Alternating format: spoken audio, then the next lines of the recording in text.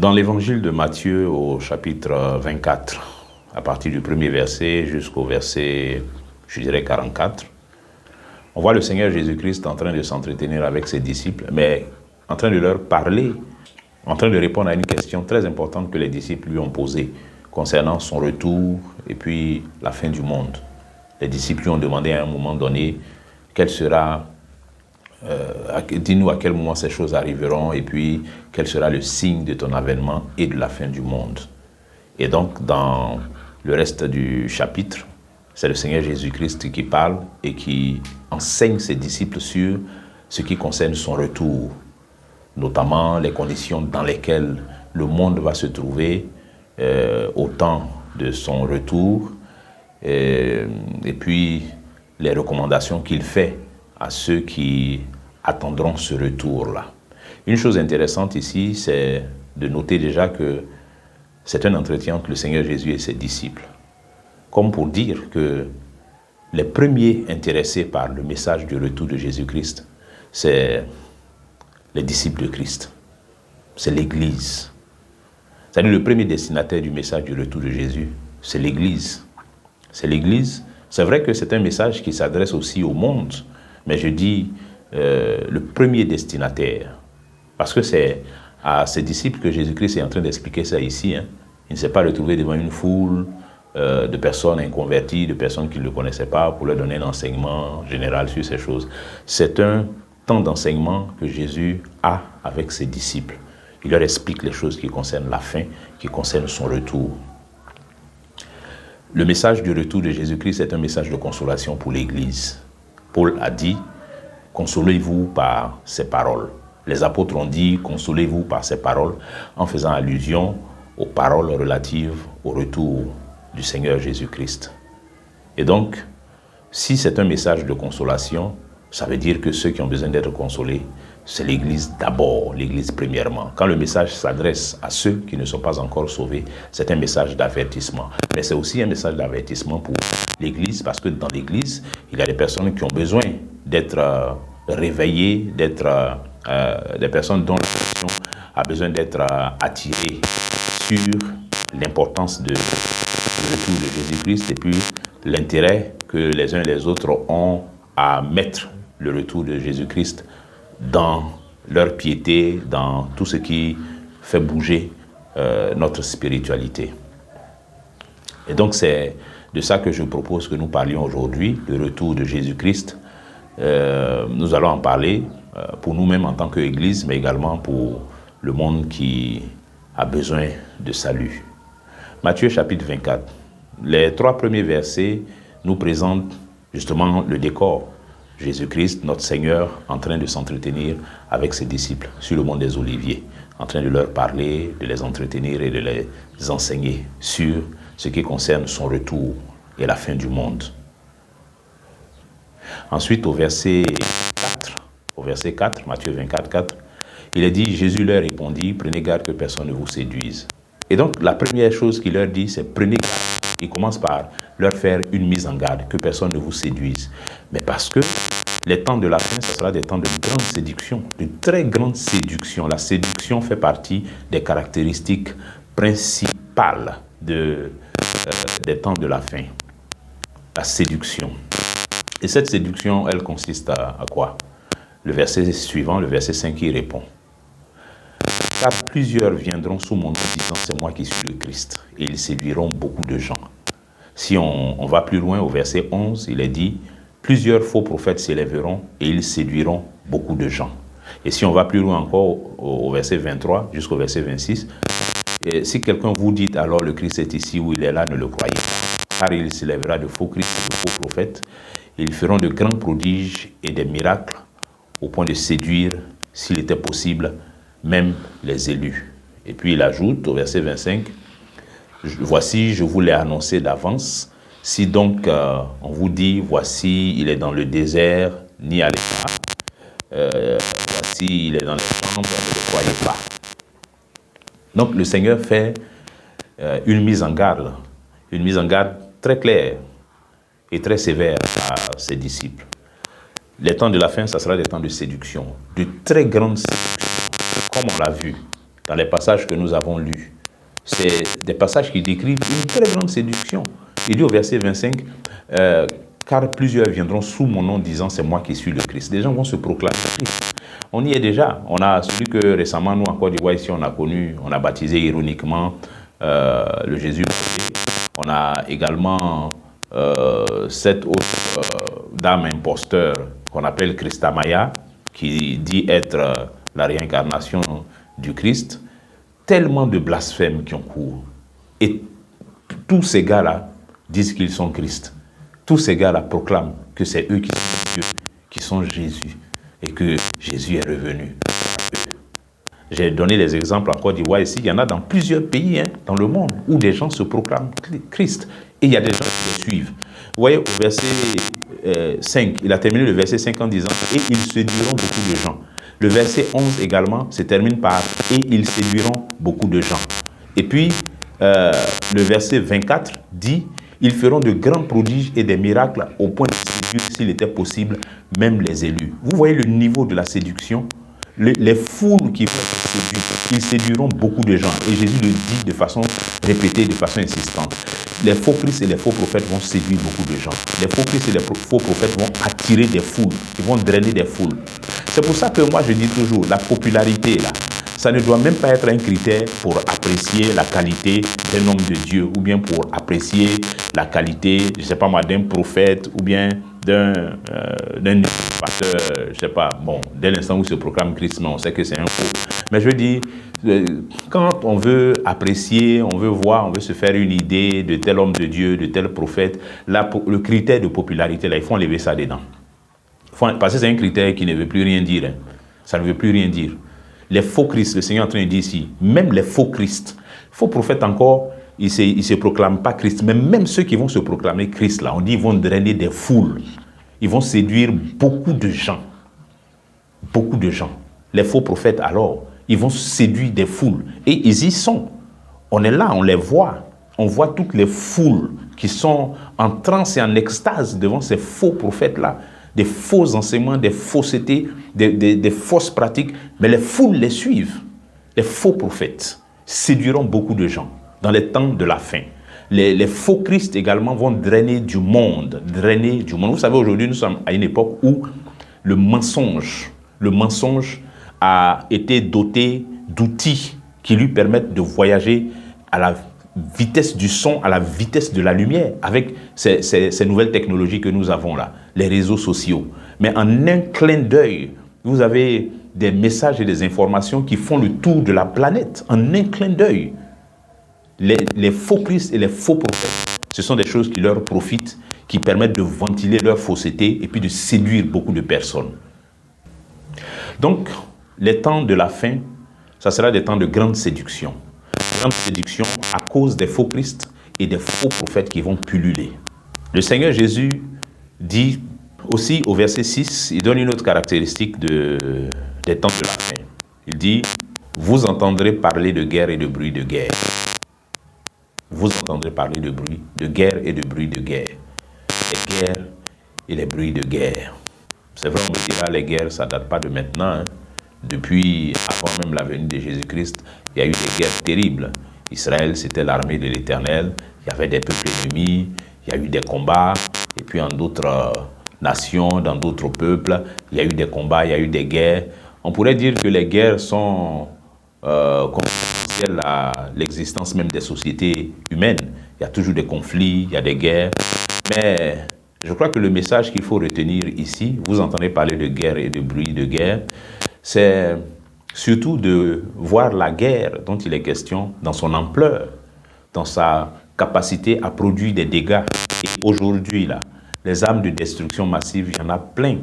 Les armes qui sont capables de faire des dégâts dans les pays, dans les villages, dans les villes, il y en a plein aujourd'hui.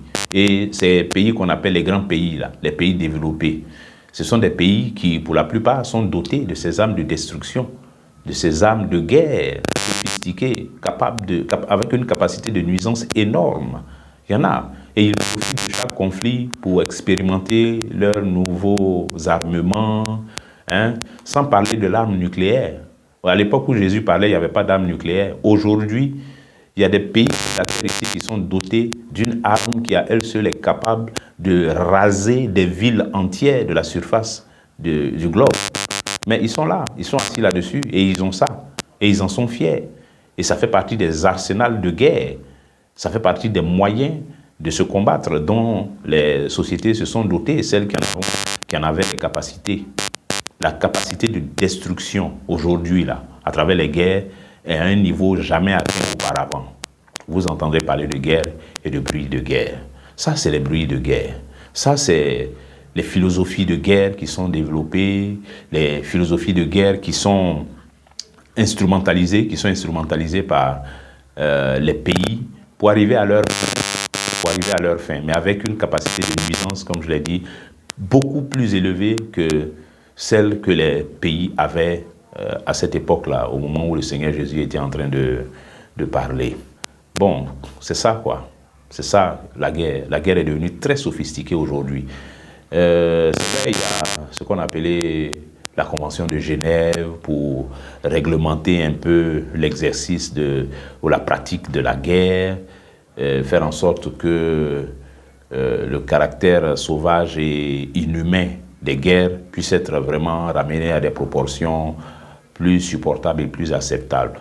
Parce que l'objectif final, ça devrait être l'éradication carrément de la guerre, mais à défaut d'y arriver, pour le moment, avec la Convention de Genève et puis d'autres conventions, certainement, les questions de droit international humanitaire, eh bien, on essaie un peu d'encadrer ça, d'encadrer les conflits armés, et puis faire en sorte que certaines catégories de population puissent être épargnées dans la mesure du possible. Parce que, est-ce que toutes ces choses-là sont appliquées de façon effective? Ça, c'est une autre question. Mais les guerres, c'est devenu un sujet dans l'histoire de l'humanité depuis cette époque jusqu'à la nôtre.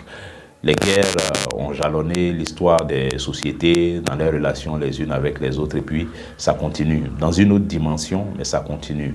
On a une référence en matière de guerre dans l'histoire du monde, c'est les guerres mondiales, les deux guerres mondiales que le monde a connues, des guerres dévastatrices, des guerres qui ont coûté des vies par millions, et des guerres qui ont également coûté beaucoup d'argent, beaucoup de destruction de biens. Et tout ça, c'est l'expression du fond, de la nature profonde même de l'homme. C'est ça qui nous conduit dans ces choses-là. Mais le Seigneur dit, vous allez entendre tout ça, mais gardez-vous d'être troublés, car il faut que ces choses arrivent. Mais ce ne sera pas encore la fin. Donc, ce sont des choses qui vont précéder la fin. C'est une description des temps qui vont précéder la fin. Donc tout ça va arriver, mais ça ne sera pas encore la fin. Mais prenez garde. Je vous mets en garde contre ces choses-là. Il dit, gardez-vous d'être troublés. Quand on entendra parler de guerre et de tout ce qui s'en suivra, il ne faut pas qu'on soit troublé. Même quand si jamais les guerres devaient s'amplifier, les choses devaient prendre des proportions, le Seigneur nous demande de ne pas être troublés. Gardez-vous d'être troublés, car il faut que ces choses arrivent. Ces choses doivent arriver. Mais ce ne sera pas encore la fin. Il parle aussi des catastrophes naturelles. Ça sera un temps de multiplication des catastrophes naturelles, de beaucoup de dégâts causés par les catastrophes naturelles. Il dit en Matthieu 24, 7, une nation s'élèvera contre une nation, ça c'est encore les guerres, et un royaume contre un royaume. Et il y aura en divers lieux des famines et des tremblements de terre. C'est ça les catastrophes naturelles. Les famines, les tremblements de terre. Vous savez, aujourd'hui on parle de dérèglement climatique qui fait que les saisons de pluie se sont déplacées. Au moment où les planteurs attendent les pluies, il n'y a plus de pluie. C'est la sécheresse, c'est ce qu'on a planté dans l'espoir que la pluie viendrait faire son effet pour faciliter la fécondation. Bien, n'a pas lieu et puis bon, tout ça meurt. La conséquence, c'est les famines. Les famines peuvent être causées par les guerres, hein. C'est lié.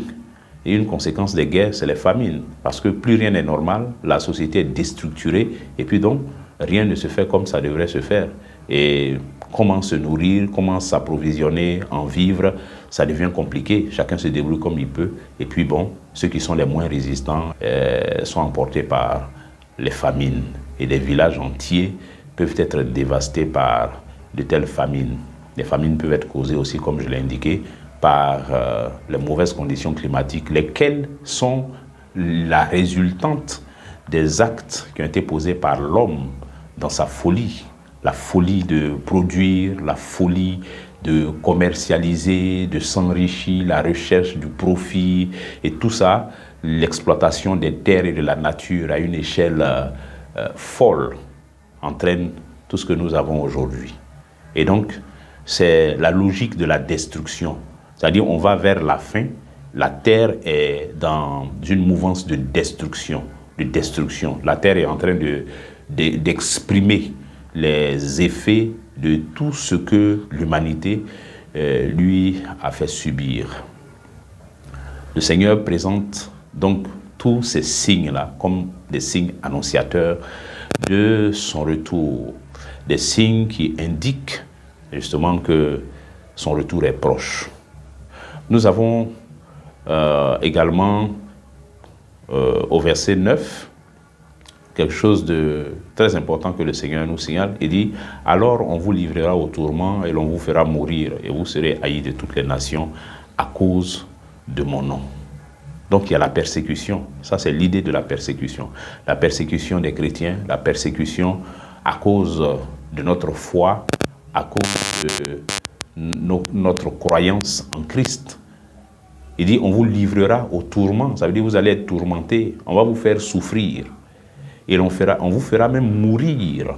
Et vous serez haïs de toutes les nations à cause de mon nom, à cause de son nom. Ce n'est pas à cause de notre engagement politique. Ce n'est pas à cause de nos activités syndicales. C'est à cause de son nom. À cause de son nom que nous allons subir ces choses-là. Il parle de l'Église. Parce que qui fait les choses au nom de Jésus-Christ, c'est l'Église. C'est l'Église dans son ensemble.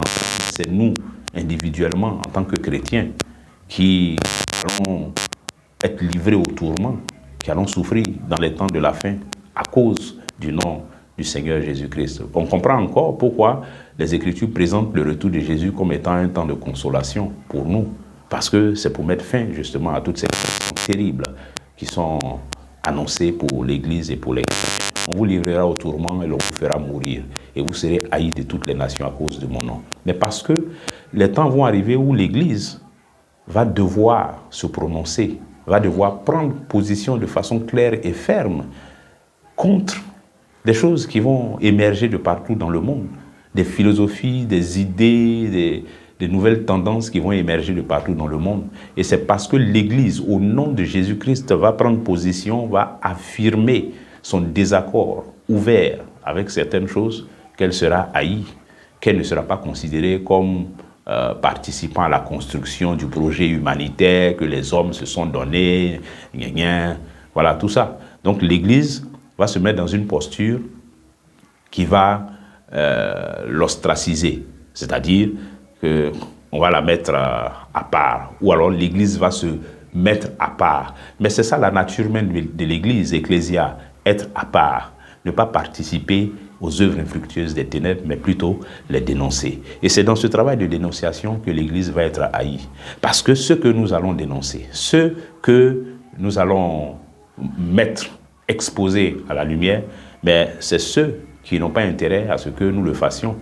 Et nous, chacun de nous individuellement, dans notre façon de vivre, dans la façon dont nous allons manifester notre foi, nous allons nous attirer des ennemis, nous allons nous attirer des regards malveillants, nous allons nous attirer des mauvaises langues. C'est tout ça qu'on retrouve dans cette idée de persécution.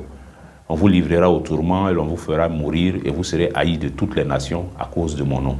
Ça sera planétaire, c'est-à-dire la haine que le monde va avoir pour l'Église sera clairement exprimée et ça va être quelque chose de planétaire. C'est sur toute la terre. C'est sur toute la terre que l'Église va vraiment faire l'objet d'une haine de la part des hommes, de la part des nations, de la part des États. L'Église va être haïe, détestée à cause du nom de Jésus-Christ. Au verset 10, il dit « Alors aussi plusieurs succomberont et ils se trahiront, se haïront les uns les autres. » C'est une description de la baisse et de l'abandon de la foi par plusieurs. Parce que la persécution qui est annoncée au verset 9, les tourments, les souffrances, les haines qu'on va subir à cause du nom de Jésus-Christ, ce n'est pas tout le monde qui pourra supporter ça. Ce n'est pas tous les frères qui pourront supporter ça. C'est pour ça qu'avant que ces temps n'arrivent, il est important d'être des gens zélés, d'être des personnes très attachées à ce en quoi nous croyons, de ne pas être facilement emportés dans des compromis. Il faut que la position que nous avons en tant qu'Église ou individuellement soit toujours claire et clairement affirmée. Il ne faut pas qu'on soit comme en train de ruser, en train de louvoyer ou en train de faire profil bas. Nous sommes l'Église, le sel de la terre, la lumière du monde. C'est nous, le modèle que Christ a laissé ici. C'est nous qui sommes la bonne odeur de Christ. C'est nous qui donnons de la saveur au monde. C'est nous qui donnons le sens de la vie d'après le message que Christ nous a confié, afin que nous le partagions aux hommes. Ce n'est pas les philosophes de cette terre, ce n'est pas les sages de ce monde-là qui savent ce que c'est que la vie, qui connaissent ce que c'est que le bonheur. Ces choses-là, c'est Jésus-Christ qui nous les a révélées et c'est un message qu'il a confié à l'Église. C'est une mission qu'il a confiée à l'Église. Le vrai bonheur ne se trouve pas dans ce qui fait la passion des hommes du monde. Le vrai bonheur se trouve en Christ. Et ce message-là, l'Église a la responsabilité de le propager, de le faire entendre, de le faire connaître. Et ça, c'est des choses dans lesquelles nous devons nous ancrer, nous enraciner, être fermement établis avant que les temps de tribulation et de persécution n'arrivent, avant que les temps de tourment n'arrivent, les temps de haine dont l'Église va être victime, avant que ces temps-là n'arrivent, eh bien, nous devons être solides. Nous devons, de génération en génération, être une Église résiliente, une Église solide, une Église engagée, une Église qui vit de façon engagée et constante, une foi pure, une foi saine, une foi propre, sans ambiguïté. Ça doit être clair dans l'esprit des chrétiens, en quoi ils croient, pourquoi ils marchent sur terre ici, pourquoi ils croient en Christ, pourquoi est-ce qu'ils marchent dans cette foi en Jésus-Christ. Ça doit être le mode de vie des chrétiens, un niveau de foi élevé, un zèle élevé. C'est quand on est dans ces conditions-là, bien-aimé, qu'on peut résister quand viennent les vents et la tempête. Mais si tu n'es pas à ce niveau-là, si tu es encore dans les balbutiements, si tu continues tes affaires de jouer dans les boîtes de sardines en tant que chrétien, si tu continues tes enfantillages, si tu continues à flirter avec le monde, si tu continues à avoir une double vie, être un Janus bifront, mais quand les vents vont venir, le moindre vent qui va souffler va t'emporter. Et tu feras partie de ceux dont il est question au verset 10. Alors aussi, plusieurs succomberont et ils se trahiront, se haïront les uns les autres. Et puis au verset 12, il est dit, et parce que l'iniquité sera accrue, la charité du plus grand nombre se refroidira. L'amour du plus grand nombre va descendre, ça va baisser, ça va se refroidir. Ça sera difficile de trouver l'amour. Ça sera difficile de trouver l'amour. Parce que le péché aura atteint un niveau tel que l'amour, là, ça va devenir quelque chose de vraiment juste une notion philosophique qui n'est plus une réalité, qui n'est plus quelque chose en quoi on croit. Les hommes vont en arriver à considérer que l'amour est une vue de l'esprit. On n'a pas besoin d'amour, on n'a pas besoin de ça. Donc, l'iniquité va s'accroître et l'amour du plus grand nombre refroidira. Mais avant que la fin vienne, il dit que cette bonne nouvelle du royaume sera prêchée dans le monde entier pour servir de témoignage à toutes les nations. Alors viendra la fin. L'iniquité sera accrue et l'amour du plus grand nombre se refroidira. Et cette bonne nouvelle du royaume sera prêchée dans le monde entier pour servir de témoignage à toutes les nations. Alors viendra la fin. Alors viendra la fin. Cette fin, elle est certaine. La fin, c'est-à-dire qu'on y croit, qu'on n'y croit pas trop, bon, qu'on y croit juste en théorie, mais pas de façon très convaincue. Elle aura lieu, cette fin qui est annoncée. Quelle sera la forme de cette fin? À quoi elle va ressembler? On va étudier les Écritures pour voir ça. Mais le fait est que, avant même d'avoir fait cette étude, la fin aura lieu. La fin du monde, là, c'est une réalité qui est prévue par les Écritures et qui aura lieu. Qui aura lieu. Ce monde-là, il n'a pas vocation à s'éterniser. C'est un monde qui va connaître une fin. Le premier monde, disent les Écritures, a déjà connu une destruction. Dieu a déjà opéré une destruction planétaire, semblable à celle qu'il est en train d'annoncer avec le retour de Jésus-Christ. Et ça, c'était pour servir d'exemple. C'était pour servir de témoignage. Eh bien, Jésus dit que cette bonne nouvelle du royaume sera prêchée dans le monde entier pour servir de témoignage à toutes les nations. Alors viendra la fin. La bonne nouvelle du royaume de Dieu, la bonne nouvelle de la vie éternelle, la bonne nouvelle de cette génération d'hommes et de femmes que Dieu a répandu sur terre comme une semence et qui va germer, et qui a germé, et qui a produit du fruit, le fruit de la repentance, le fruit de la vie nouvelle, le fruit de l'esprit.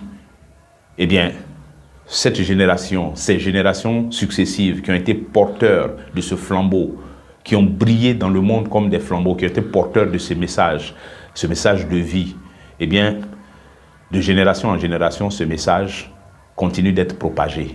Et aujourd'hui, plus que jamais, la bonne nouvelle du royaume est en train d'être propagée à une vitesse hallucinante. Grâce à toutes ces technologies qui ont été développées, mais ça a servi également de support à la propagation de l'évangile, à la propagation de la bonne nouvelle.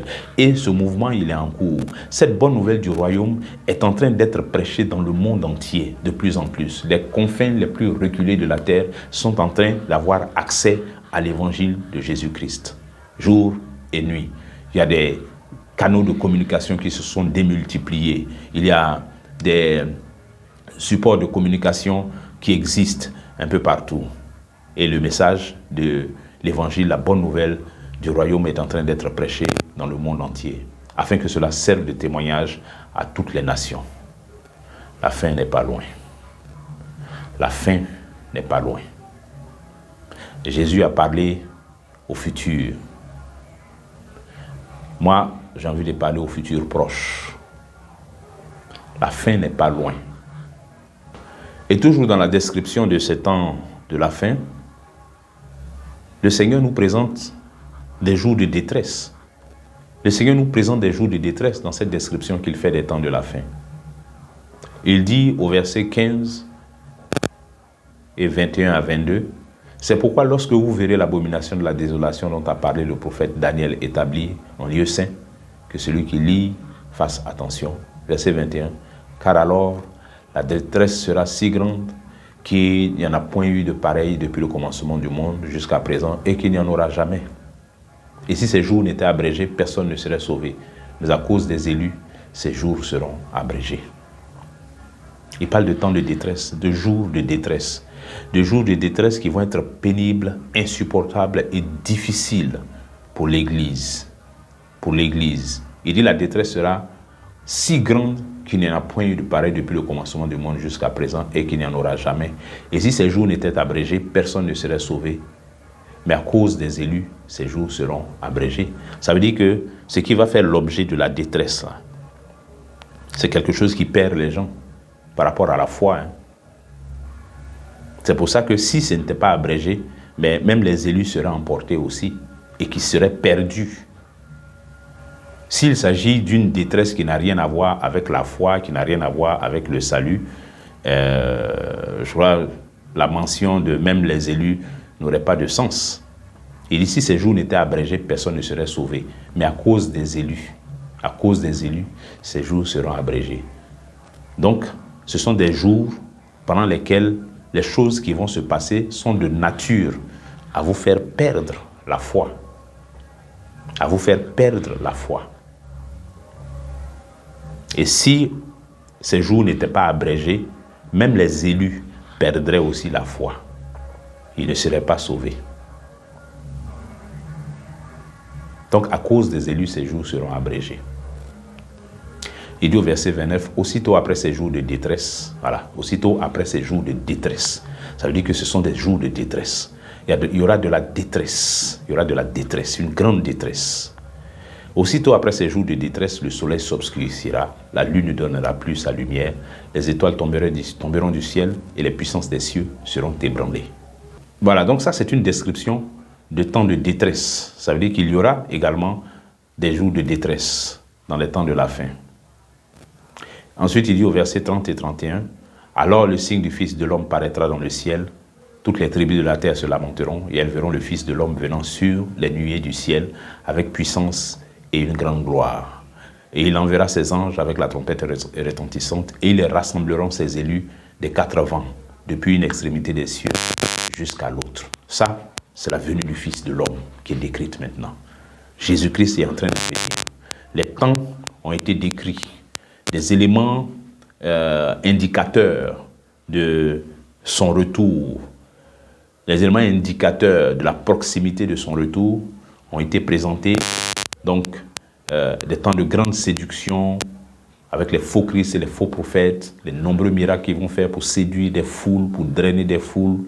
Ce sera également des temps de guerre, de bruit de guerre, conflits entre les nations, des temps de désastres et de catastrophes naturelles, avec les tremblements de terre, des famines. Ça sera également des temps de détresse, des jours de détresse, des jours pendant lesquels il y aura également une baisse de la foi, une baisse de l'amour. C'est-à-dire la foi en Christ va chuter quand l'iniquité va atteindre des hauteurs.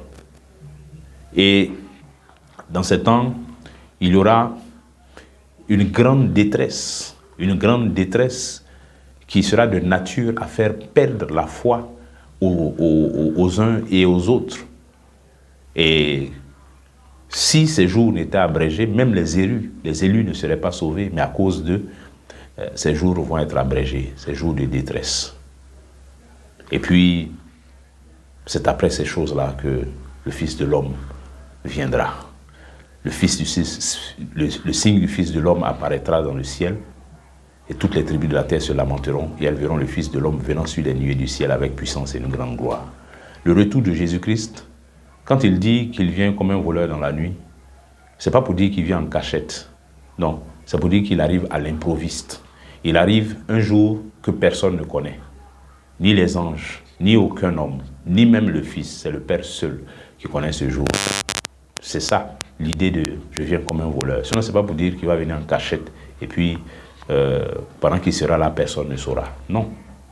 Le verset 30 dit « Alors le signe du Fils de l'homme paraîtra dans le ciel, toutes les tribus de la terre se lamenteront, et elles verront le Fils de l'homme venant sur les nuées du ciel avec puissance et une grande gloire. » Le monde entier saura que Jésus est là. Quand le Christ va venir, quand notre Seigneur reviendra, le monde entier saura qu'il est venu, qu'il est revenu. Le monde entier saura, toutes les tribus de la terre sauront qu'il est là.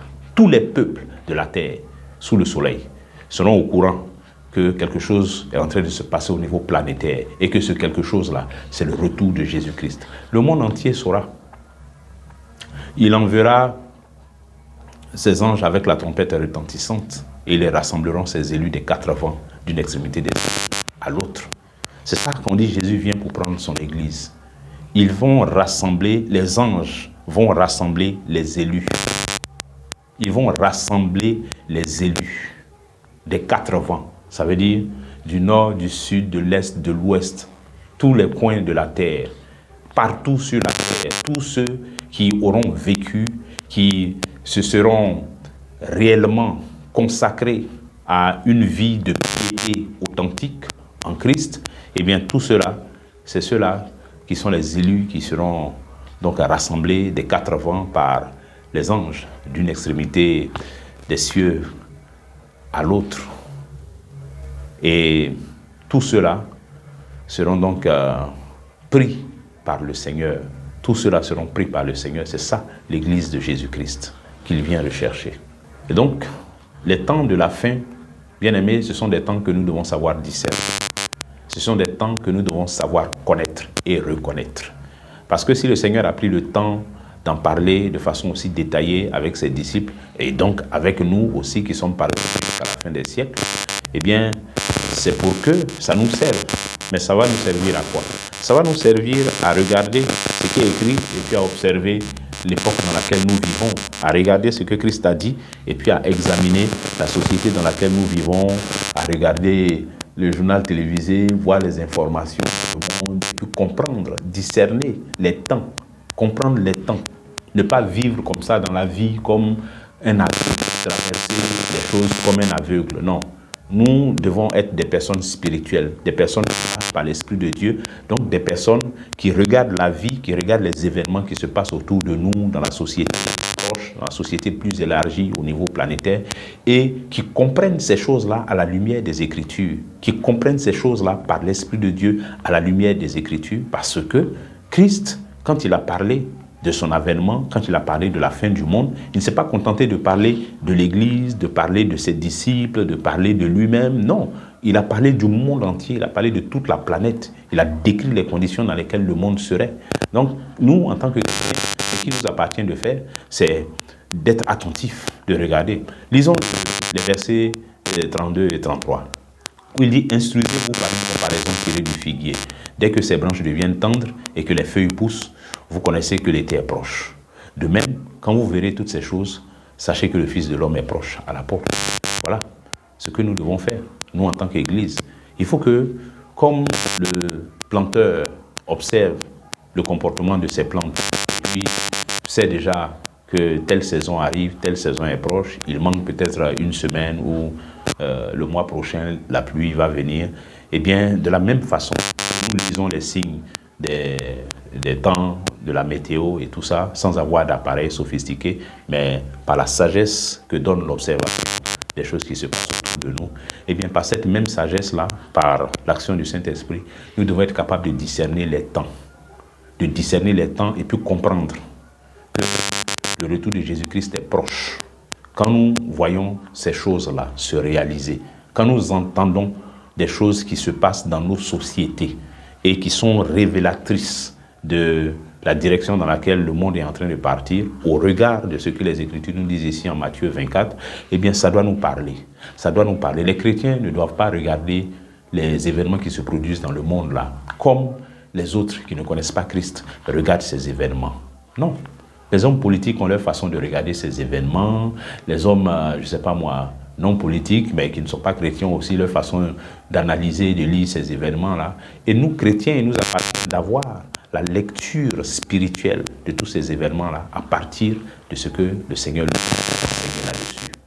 Et il nous a donné des signes pour discerner la proximité de son retour. Mais il ne nous a pas donné de jour précis. Il ne nous a pas donné d'indication de temps précis, c'est-à-dire l'heure, le jour, tout ça. Il dit lui-même que pour ce qui est du jour et de l'heure, personne ne le sait. Ni les anges des cieux, ni le Fils, mais le Père seul. Donc il n'y a que le Père seul qui connaisse le moment exact de la venue de Jésus, de la venue du Seigneur Jésus-Christ. Mais s'il ne nous a pas donné cette information-là, c'est parce qu'il a estimé qu'on n'en a pas besoin. Et on n'en a pas besoin. On n'en a pas besoin pour vivre correctement notre vie en Christ. On n'en a pas besoin pour manifester notre amour pour le Seigneur, notre obéissance à Dieu. Il n'a pas jugé nécessaire de nous dire à quelle heure précise il vient, parce que si tant est que nous sommes effectivement dans l'esprit d'une fiancée qui attend le retour de son fiancé, nous n'avons pas besoin qu'il nous indique précisément à quelle heure il vient pour que nous soyons prêts à le recevoir. Mais nous sommes censés être prêts à le recevoir à tout moment dans notre tenue de noces, dans les conditions de noces, dans les conditions dans lesquelles il espère nous retrouver à son retour, à tout moment, quel que soit le moment où il vient. Et c'est une telle fiancée qui fait plaisir au Seigneur.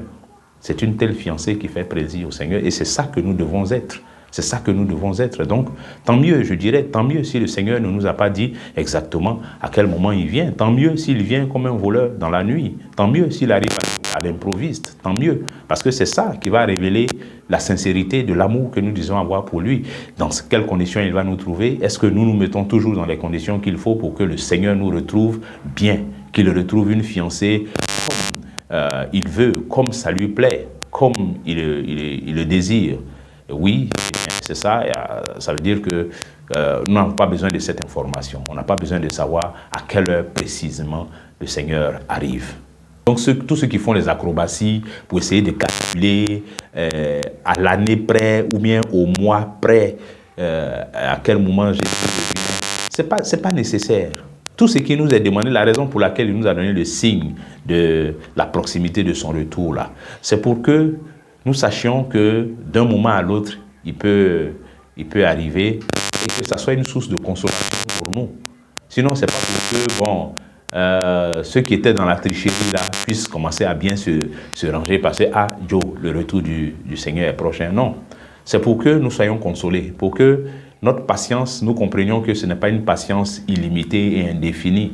C'est une patience ferme, c'est une patience qui va prendre fin parce que c'est un événement l'événement, le retour du Seigneur est quelque chose qui aura lieu à un moment donné. Et donc nous, dans nos gémissements, dans les tribulations, dans les difficultés que nous impose la foi chrétienne, selon les circonstances par lesquelles il nous arrive de passer, ce sont des choses dont nous voulons voir la fin.